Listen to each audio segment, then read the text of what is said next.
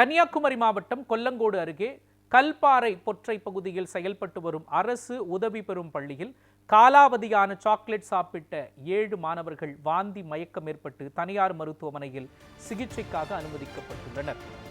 இதுகுறித்து நமது செய்தியாளர் ரமேஷ்குமார் வழங்கும் கூடுதல் தகவல்களை தற்பொழுது கேட்கலாம். ரமேஷ்குமார், 7 மாணவர்களுக்கு வாந்தி மயக்கம் ஏற்பட்டிருக்கிறது. தற்பொழுது அந்த மாணவர்கள் உடல்நிலை எப்படி இருக்கின்றது? இதன் பின்னணி என்ன, சொல்லுங்க.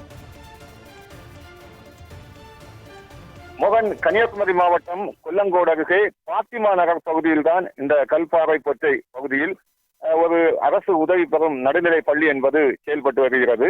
இந்த பள்ளியில் 1ஆம் வகுப்பு பயிலும் மாணவி ஒருவருக்கு இன்றைய தினம் பிறந்த நாள் என்பது கொண்டாடப்பட்டிருக்கின்றன.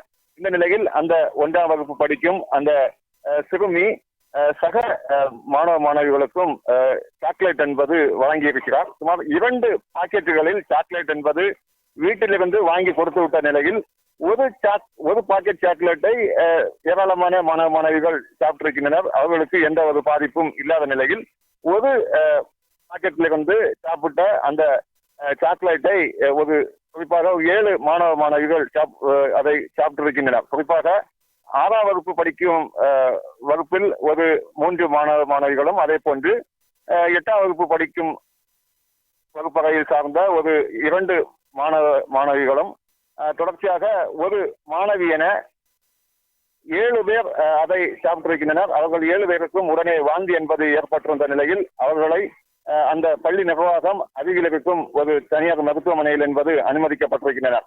தொடர்ச்சியாக அங்கு மருத்துவர் என்பது பரிசோதனை செய்யப்பட்டிருக்கும் நிலையில் இந்த சாக்லேட்ல இருந்துதான் அது இவர்களுக்கு உபாதை என்பது ஏற்பட்டிருப்பதாக தெரிவிக்கப்பட்டிருக்கின்றனர். அதனைத் தொடர்ந்து போலீசாருக்கும் தகவல் என்பது கொடுக்கப்பட்டு போலீசாரும் தற்பொழுது அந்த மருத்துவமனையில் அமர்ந்திருக்கும். குறிப்பாக சிகிச்சை என்பது பெற்று வரும் அந்த சிறுவர் சிறுமியரிடம் தற்பொழுது விசாரணை என்பது நடத்தி வருகின்றனர். இந்த காலாவதியான சாக்லேட்டை அவர்கள் சாப்பிட்டதால தான் இந்த பாதிப்பு ஏற்பட்டிருப்பதாகவும் முதல் கட்ட தகவல் என்பது தெரிவிக்கப்பட்டிருக்கின்றன. தொடர்ச்சியாக விசாரணை என்பதும் தற்பொழுது நடைபெற்றுக் கொண்டிருக்கின்றன. மோகன், விரிவான விவரங்களை வழங்கியதற்காக நன்றி ரமேஷ்குமார்.